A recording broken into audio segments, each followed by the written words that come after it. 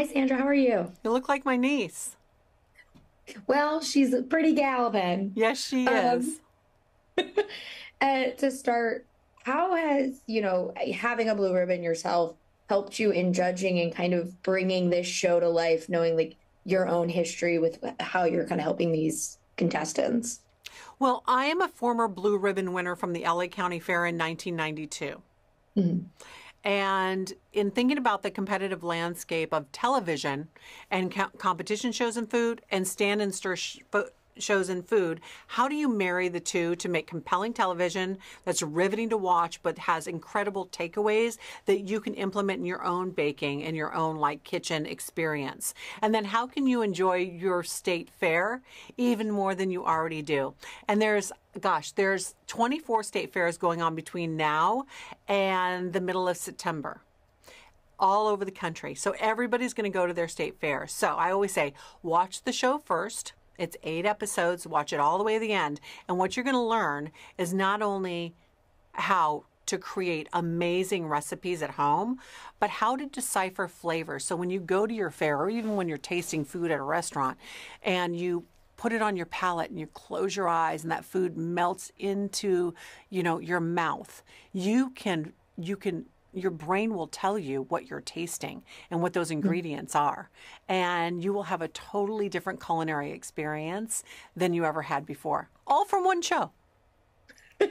When you said 1992, how has, the landscape of baking at county fairs into this show kind of changed since you won your blue ribbon and to where it is right now? Well, everybody knows that the state fairs are where you go if you want to see the new thing in hot foods.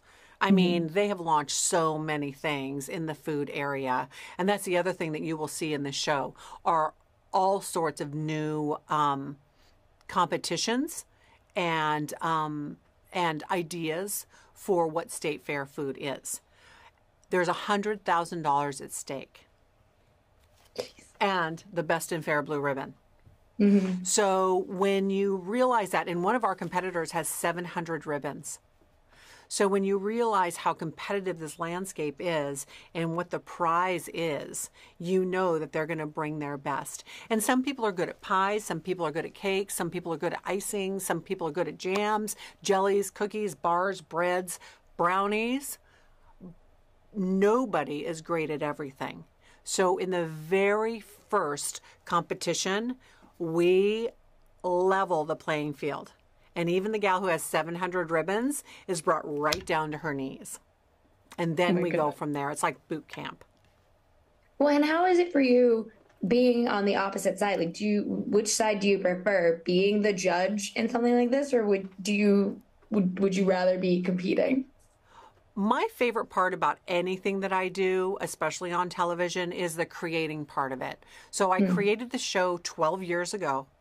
And to see it come to life, and then when those competitors walked into the barn and started, for me, it was surreal. And when all the balloons came down, when the final Best in Fair champion was named, that moment for me, I mean, there's a lot of moments in between. I mean, I cried when I tasted like the most amazing dessert ever, literally. So it's been an emotional journey. It's been a dream come true. And I am so grateful to Netflix because this show is so amazing. They are going to be airing it in 190 countries. And as you know, the British Bake Off has been #1 on television. So I'm going right after them. We're America. You're like, Olympics aren't over until my show beats Great That's British Bake right. I know. Like I'm right there. My publicist is on the Off. side going, I don't know if that's a good thing to say or a bad thing to say, but she said it, so we're going. I love it. Thank you so much for talking with me. I really appreciate it. And I can't Nice wait for to everyone see to see you. the show. Yep. Thank Bye. you. Bye. Bye.